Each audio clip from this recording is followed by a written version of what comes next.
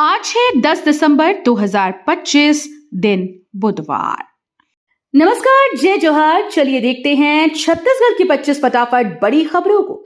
लेकिन इससे पहले आप वीडियो को कहां से देख रहे हैं, कमेंट बॉक्स में बताना बिल्कुल ना भूलें। छत्तीसगढ़ में सहकारिता के लिए 28,000 करोड़ मंजूर, सांसद ब्रजमोहन ने जताया आभार। छत्तीसगढ़ में सहकारिता और ग्रामीण विकास के लिए केंद्र सरकार ने 28,000 करोड़ रुपए की राशि मंजूर की। सांसद ब्रजमोहन ने इस महत्वपूर्ण निर्णय पर केंद्र सरकार और अधिकारियों को धन्यवाद दिया। उन्होंने कहा कि इस धनराशि से सहकारी संस्थाओं को मजबूती मिलेगी, ग्रामीण अर्थव्यवस्था सुदृढ़ होगी और किसानों और छोटे उद्यमियों को नई संभावनाएं मिलेंगी। नए बजट की तैयारी शुरू, सीएम ने सचिवों से चालू बजट का हिसाब लिया। राज्य सरकार ने नए बजट की तैयारी शुरू कर दी है। मुख्य सचिव ने सचिवों के साथ बैठक कर चालू बजट का पूरा हिसाब लिया। इस समीक्षा में विभिन्न विभागों की वित्तीय स्थिति और व्यय का आकलन किया जाएगा।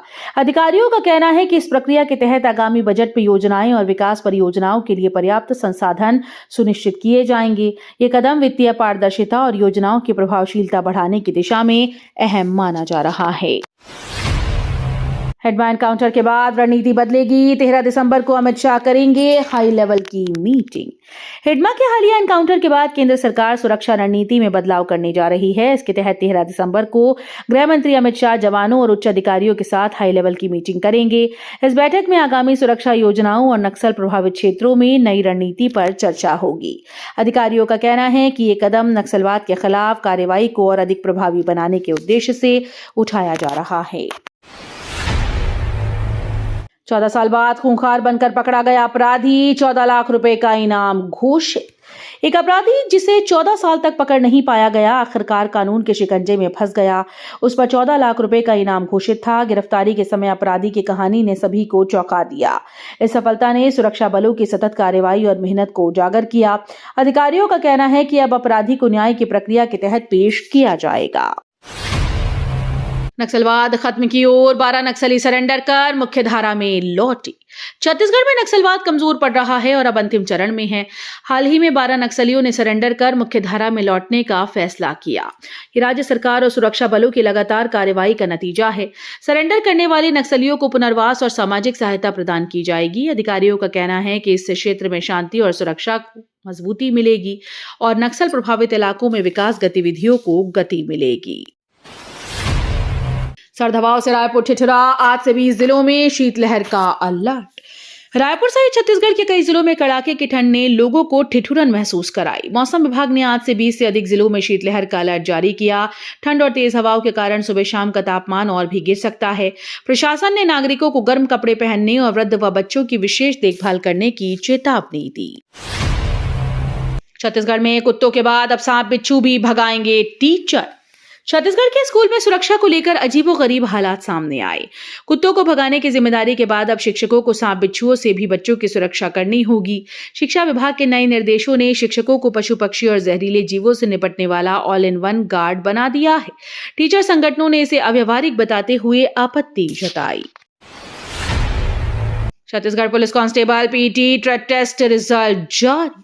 छत्तीसगढ़ पुलिस कांस्टेबल भर्ती के पीईटी और ट्रेड टेस्ट का परिणाम जारी कर दिया गया है। उम्मीदवार आधिकारिक वेबसाइट पर जाकर अपना स्कोर कार्ड देखकर डाउनलोड कर सकते हैं।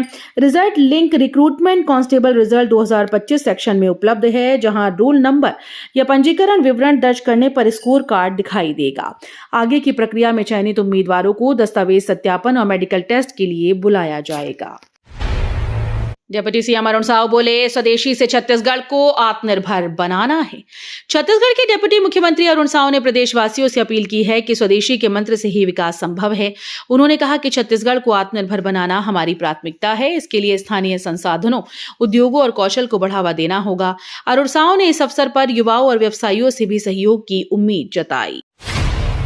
नेता प्रतिपक्ष महंत ने सीएम को लिखा पत्र, मेडिकल पीजी सीट्स में 50% आरक्षण की मांग।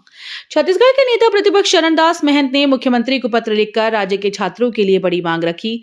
उन्होंने कहा कि मेडिकल पीजी सीट्स में 50% आरक्षण प्रदान किया जाए ताकि स्थानीय छात्रों को उच्च शिक्षा के अवसर मिल सके। महंत ने इस कदम को प्रदेश के शिक्षा क्षेत्र में समानता और स्थानीय युवाओं के भविष्य के लिए महत्वपूर्ण बताया।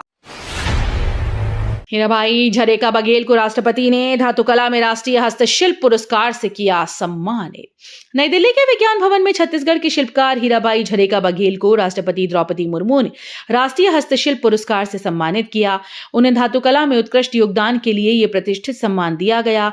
ये छत्तीसगढ़ की कला और संस्कृति के लिए गर्व का पल है। हीराबाई झरेका बघेल की मेहनत और समर्पण ने उन्हें राष्ट्रीय स्तर पर पहचान दिलाई। सीएम साय ने विनोद कुमार शुक्ला के स्वास्थ्य लाभ की कामना की, जल्द स्वस्थ होने की शुभकामनाएं। छत्तीसगढ़ के मुख्यमंत्री विष्णुदेव साय ने प्रसिद्ध साहित्यकार और ज्ञानपीठ पुरस्कार से सम्मानित विनोद कुमार शुक्ला के स्वास्थ्य लाभ की कामना की। मुख्यमंत्री ने उनके शीघ्र स्वस्थ होने और फिर से साहित्यिक गतिविधियों में सक्रिय योगदान देने की आशा जताई। विनोद कुमार शुक्ला की रचनाएं समाज और संस्कृति को जोड़ने में महत्वपूर्ण भूमिका निभाती हैं। वक्फ संपत्तियों की अपलोडिंग के लिए बोर्ड को 2 माह का अतिरिक्त समय मिला। वक्फ संपत्तियों की डिजिटल अपलोडिंग और रिकॉर्ड की प्रक्रिया में बोर्ड को 2 माह का अतिरिक्त समय दिया गया है। अधिकारियों का कहना है कि इस अतिरिक्त समय का उद्देश्य सभी संपत्तियों का सही और व्यवस्थित डेटा अपलोड करना है। इससे संपत्ति के विवरण में पारदर्शिता बढ़ेगी और किसी भी विवाद की संभावना कम होगी। छत्तीसगढ़ पावर कंपनी ने तेलंगाना से बिजली की राशि वसूलने के लिए बनाया दबाव। छत्तीसगढ़ पावर कंपनी ने तेलंगाना से बकाया बिजली राशि वसूलने के लिए कड़ा रुख अपनाया। कंपनी ने दोनों राज्यों के अधिकारियों से संपर्क कर भुगतान की मांग की और दबाव बनाया। अधिकारियों का कहना है कि समय पर वसूली न होने पर वित्तीय संतुलन पर असर पड़ सकता है। सरकारी और निजी मेडिकल कॉलेजेस में पीजी कोटे में कटौती, चिकित्सा विभाग ने जारी किया नोटिफिकेशन। चिकित्सा शिक्षा विभाग ने 1 दिसंबर को सरकारी और निजी मेडिकल कॉलेजेस में पीजी कोटे में कटौती संबंधी नोटिफिकेशन जारी किया। इसके अनुसार स्नातक पास छात्रों के लिए प्रवेश नियमों में बदलाव किए गए। अधिकारियों का कहना है कि ये कदम प्रवेश प्रक्रिया को अधिक पारदर्शी और समुचित बनाने के लिए किया गया है। छत्तीसगढ़ में भूखंड फ्लैट और दुकान की रजिस्ट्री मूल्य में 10 से 25% की कटौती। छत्तीसगढ़ सरकार ने संपत्ति खरीदने वालों के लिए बड़ा कदम उठाया है। अब भूखंड फ्लैट और दुकानों की रजिस्ट्री के मूल्य में 10 से 25% तक की कटौती कर दी गई। इस फैसले से खरीदारों को आर्थिक राहत मिलेगी और रियल एस्टेट लेन देन में तेजी आएगी। विशेषज्ञों का कहना है कि ये कदम राज्य में निवेश बढ़ाने और संपत्ति बाजार को सक्रिय करने की दिशा में अहम साबित होगा।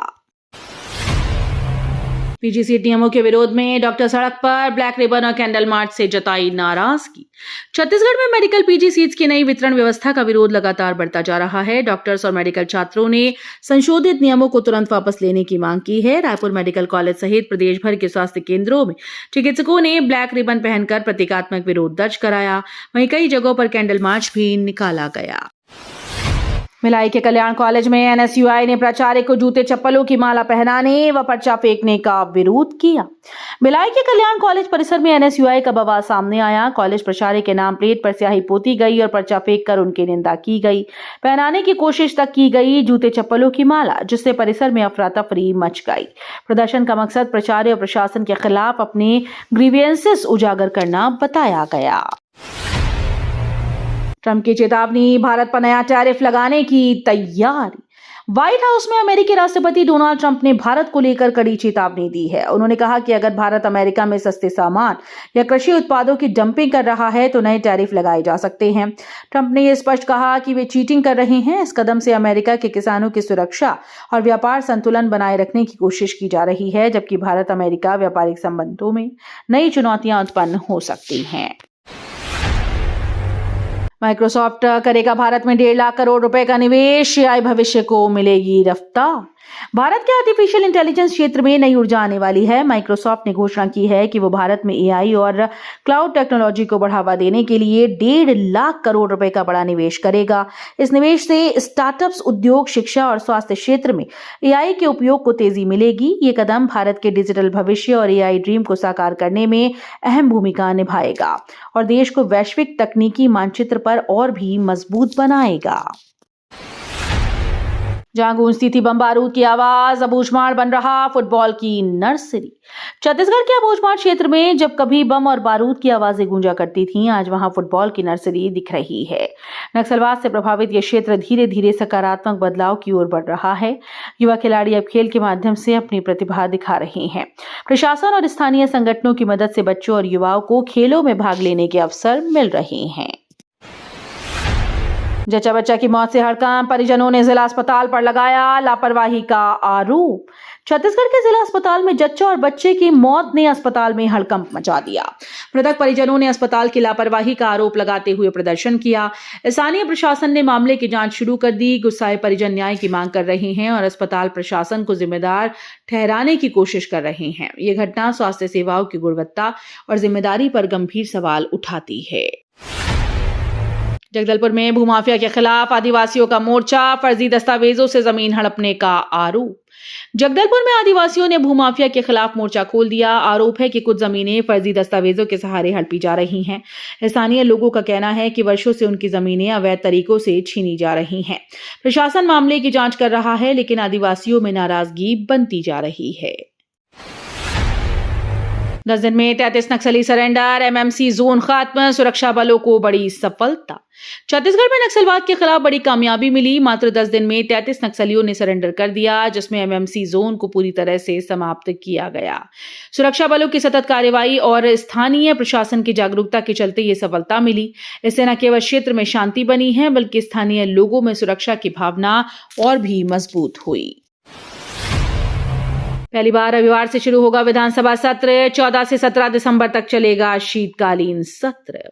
छत्तीसगढ़ के संसदीय इतिहास में एक नई शुरुआत होने जा रही है। राज्य गठन के 25 वर्षों में पहली बार विधानसभा का सत्र रविवार के दिन से शुरू होगा। शीतकालीन सत्र 14 से 17 दिसंबर तक चलेगा, जो नवनिर्मित विधानसभा भवन में आयोजित किया जाएगा। तो ये थी आज की बड़ी खबरें। अगर आपको न्यूज पसंद आई हो तो वीडियो को लाइक और शेयर करना बिल्कुल ना भूलें। धन्यवाद।